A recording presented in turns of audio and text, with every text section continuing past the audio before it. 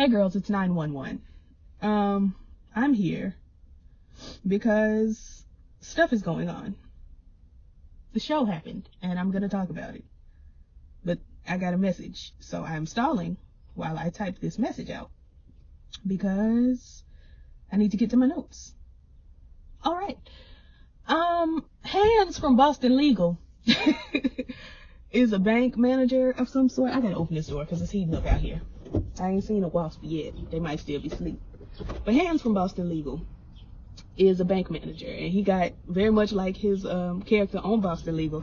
He keep the hand sanitizer on deck, gave a squirt, wipe it all on his hands. So he getting ready to retire, but he gonna do this one last bank deposit or whatever it is, safe deposit. They in the safe, girl. So Dave Karofsky from Glee and his partner, who I don't know from anything, pull up, in the armored truck with the money and the carrying on.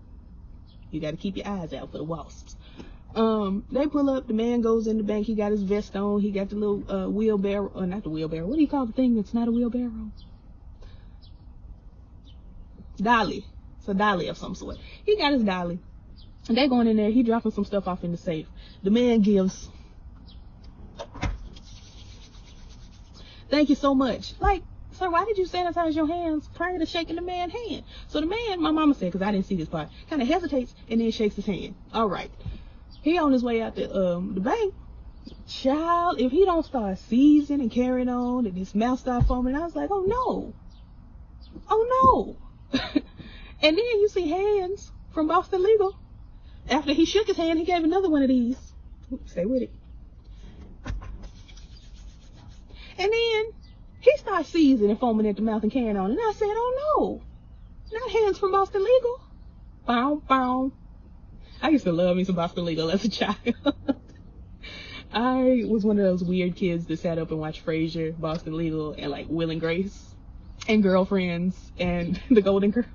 I was such an old child. I would really be sitting there like getting my life. Anyway, so they on the floor, both of them. One in the safe, one out the safe, shaking, doing the most, seizing. I hope if I ever have a seizure, it's real graceful like this. This is a cute seizure. The girls don't be having cute seizures. Foaming at the mouth, carrying on. So the EMTs then showed up, and while the man is in the safe seizing, because they didn't drag him out the safe. What a strange. If I see somebody in the safe having a seizure, I'm gonna say, oh, he in the safe. The safe gonna close in a minute. So while y'all call 911, I'm gonna get him by his ankles, drag him out the safe. They didn't do that. They left him in the safe. EMTs get here.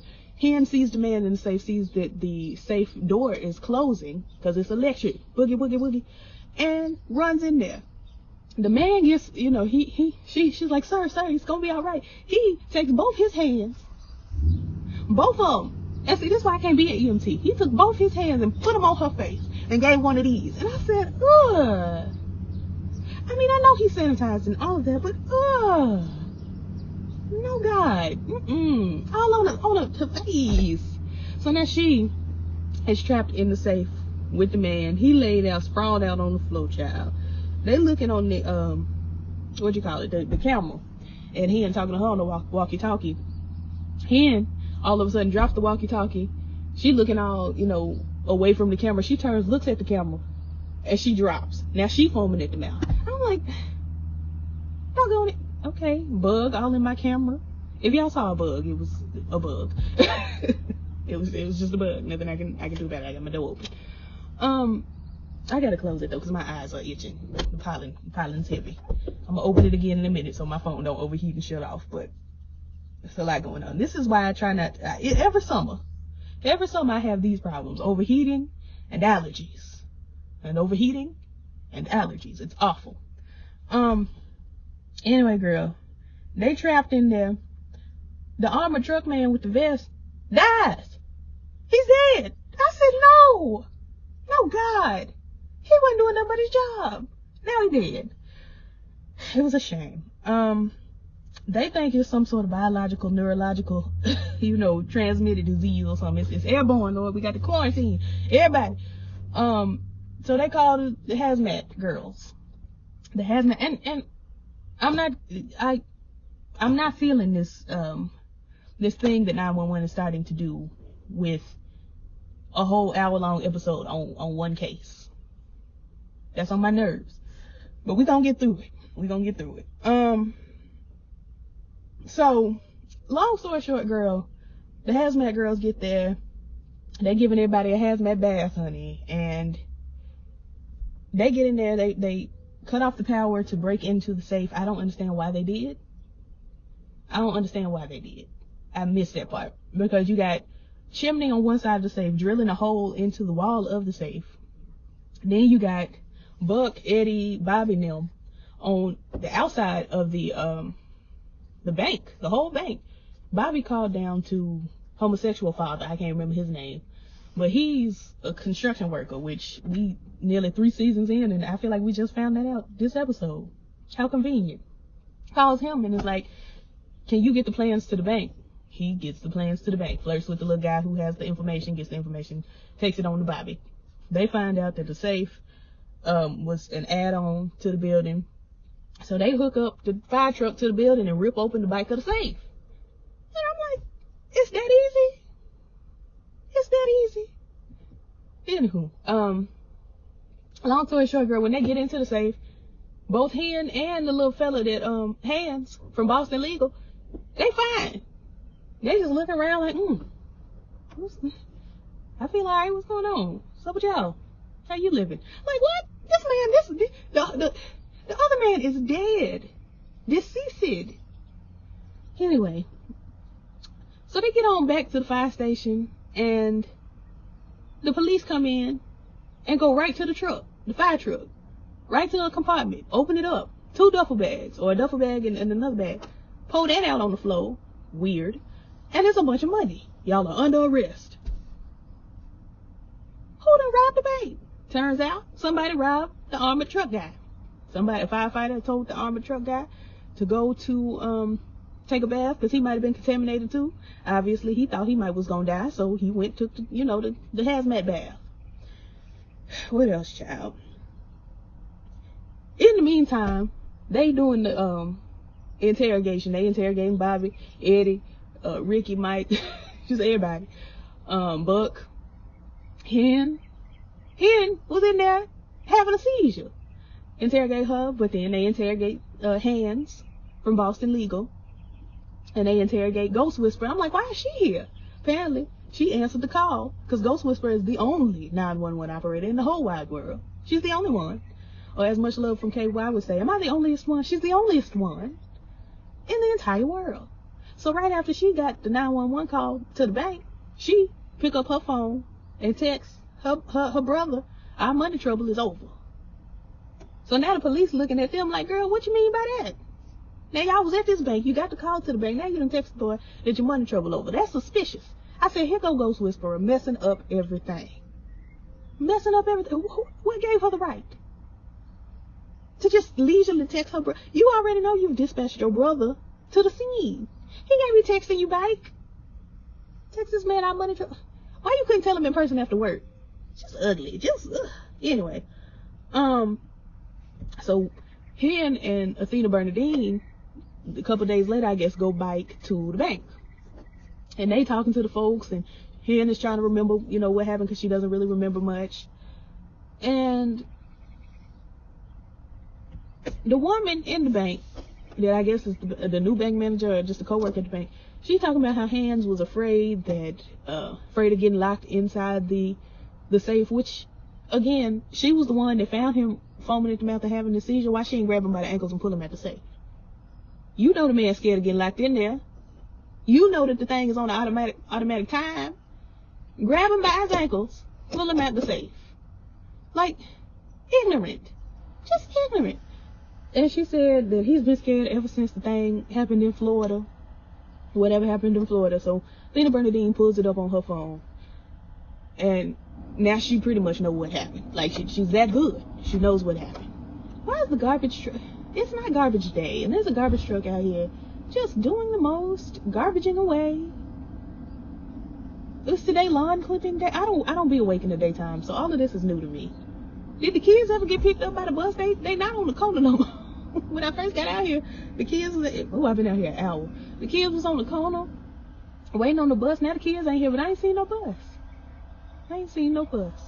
Kids evaporated. Anyway, back to this. So they get back to, they're back at the bank retracing their steps, and the woman says, we're gonna be closed for about a week because your people destroyed the safe or whatever. I'm sorry, I'm fidgeting. I want my arms inside the sleeves now. And in the meantime, she happens to go directly to, now it's a whole bunch of lockboxes, but she opens this one and, you know, is freaking out. Everybody, check your pockets, or whatever she's saying. This safe was supposed to have $6 million in diamonds or in jewelry, not the recycling. It's a bottle of water in there. Now, if they'd have took that bottle of water and swabbed it on the mouth, what would they have found? Could have saved a whole bunch of trouble, but no, the police and the detectives and them, what is this truck doing and why is it so loud doing it? Why this man can't get out the car? It's a little bitty bag, a little bitty bag on the corner.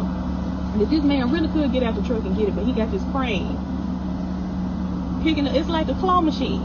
He's got this giant crane trying to pick up this little bitty bag. Now he's scooting it up under the truck. You gonna have to get out the truck.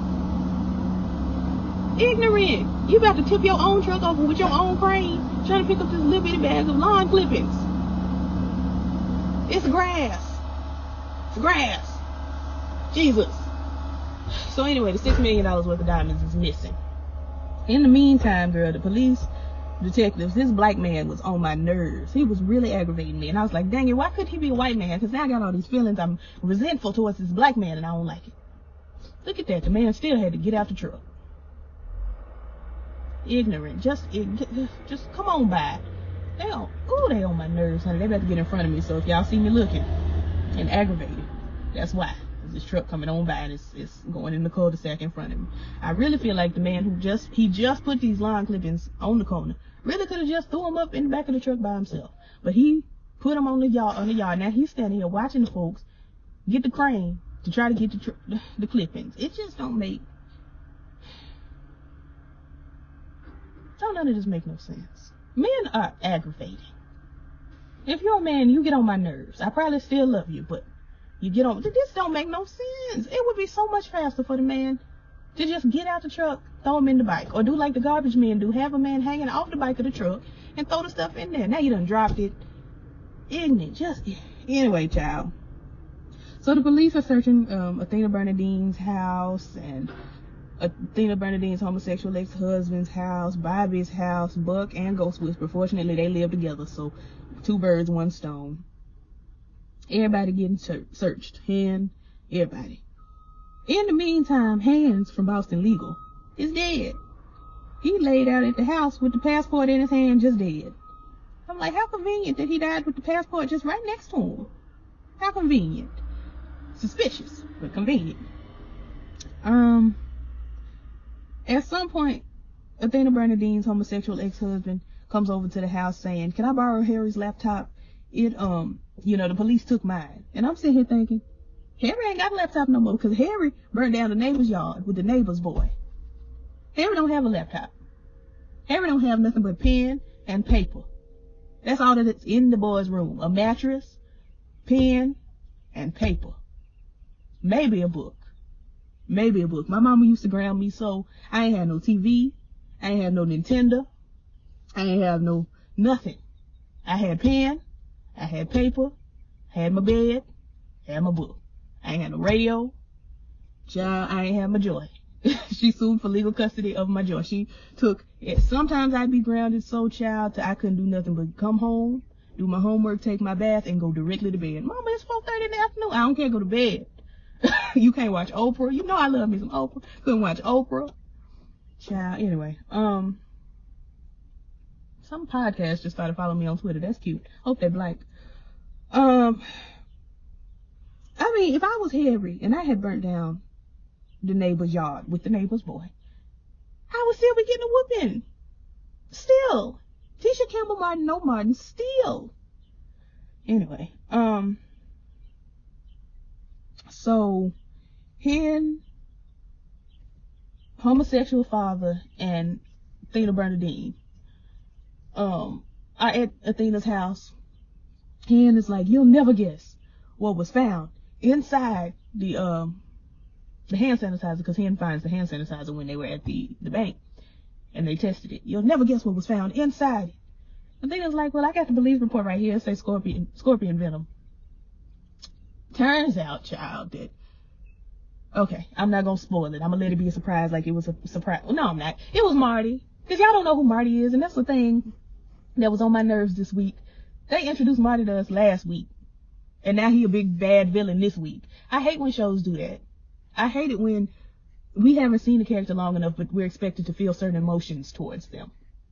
Lee Daniels did that with Kai over on Empire. Jamal had just started dating this man. Now he missing and he crying. Oh my God, my man Kai. We don't know him. He missing. Okay, he just got here. He only been on an episode and a half. I don't feel no kind of way. I don't. Couldn't. I haven't developed a relationship with this character. And to be honest, anybody on Empire can go missing and I won't care. Everybody on Star go missing. Anybody touch Simone go missing. You high five that helper, you gone. Poof. Anyway, so Marty, the maintenance man for the trucks, apparently formed this heist with what's his name? Hans from Boston Legal. The plan was to rob the armored truck, but he didn't account for one thing: the double cross. They tried to make it all Oceans, whatever. So Hans went along with the plan to be a part of the heist for the truck, the armored truck. The plan was that the man was gonna put the money in the fire truck, whatever. So Hans called the police and said, I would like to report, stolen money in the fire truck, yada yada. Didn't make any sense to me, because if somebody called me from their cell phone from the hospital and I triangulate the call back to the cell phone at the hospital, now cell phone probably got a burner phone because he probably ain't that dumb, but from the hospital I would just assume that it was Hans. But they done did all this carrying on. It's a big old hummingbird. Maybe she's not a hummingbird. She heavy set, whatever she is. Anyway, so he done double crossed Marty was his brother-in-law. He was married to Hans' sister.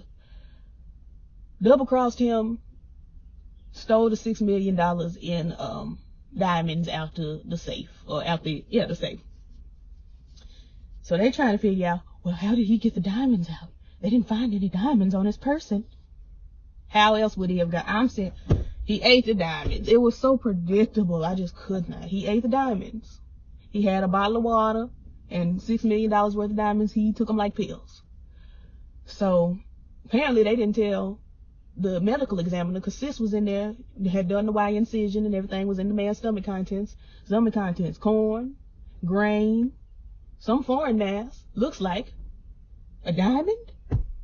The man was a part of the bank heist. The diamonds was missing. Why was she surprised for? Why was she surprised for? Anyway, he died of constipation. He basically died because the diamonds were blocking the man's bowel. They were obstructing his bowel. That happened so fast. You gotta be real constipated for a long time to die. It's been like 3-4 days. But he did. Like, drop down low and get your eagle on dead. He is DEA dead. I would have allowed it if they said a diamond had perforated the man's bowel and he bled out internally. But he died of blocked intestine. You can't just die of constipation in a couple days. Not 2-3 days. You can't. You can't. I was a baby. When I was 10 months old, I was like I think it was like a week they said I hadn't gone to the bathroom. I'm still here, Tisha Campbell Martin O'Martin. Anyway, they took me to the altar and the preacher prayed for me, and then I went that very night. Do Jesus. Or do Jesus. Anywho. The official fireman is here in his dress blues like a Marine. It was so weird. He was dressed like a police or an armyman or a Marine. Not an armyman, but a Marine. He was dressed like a Marine or a Navyman. A seaman, as they call themselves for reasons unknown. I know that they're men on the sea, but other names, water guy, ocean fella, just anyway. He comes down and, Athena and Bobby at Bobby's house, they having dinner or something, they having a conversation. Man comes in and says, you're suspended, you know what you did. And Athena's like, you have to tell us what he did. I'm like, well, obviously, see, there go that truck right there. Why is you bike? Why are you looping around again? You was just here. You was just here. Ignorant. Just ignorant. Getting on my nerves. Truck number 28. Sick of it. Anyway, I'm like, well, he told Bobby why Bobby was suspended. He told Bobby that Bobby know why he's suspended. Here come Athena. You have to tell us why he's suspended. Bobby says, because of what happened back in Minnesota. I didn't tell the truth about, what happened back in Minnesota. So now next week, I'm sure it's going to be a whole nother episode where they talk about one thing and one thing only. And that's going to be Bobby. And what happened to him and his family back in Minnesota. It's going to be something simple.